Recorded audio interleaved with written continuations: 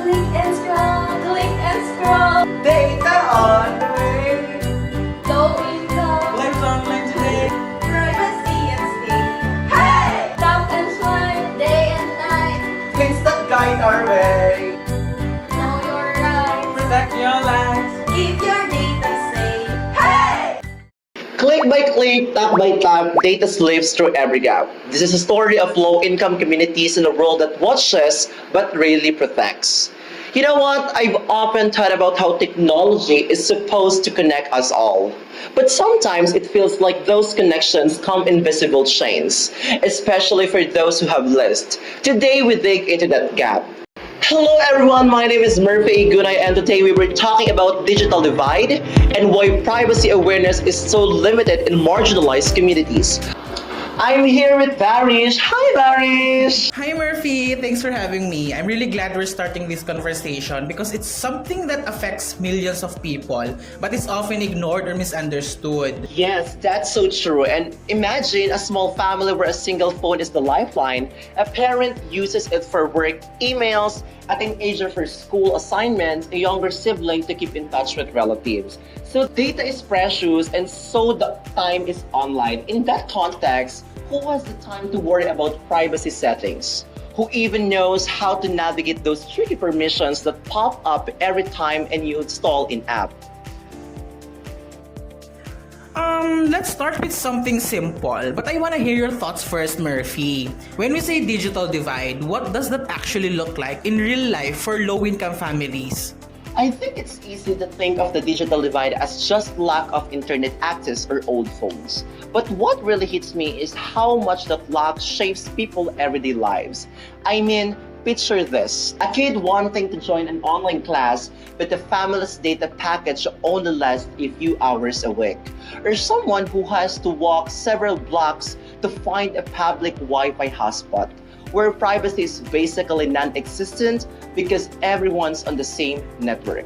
I imagine that kind of situation puts a huge strain on focusing on everything beyond just getting connected.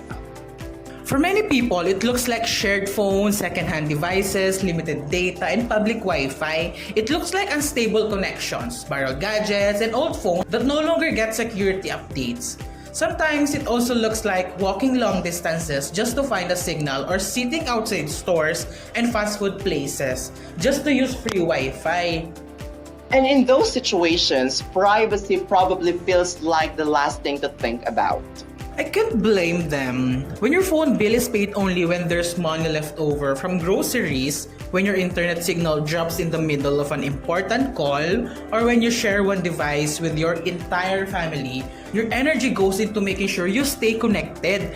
I once heard a story about a mother who used a phone with no lock screen just because every time she had to unlock it, it drained too much battery or wasted data. She knew it wasn't safe, but it was the only way she could keep in touch with her children. That kind of trade-off between privacy and connection is heartbreaking.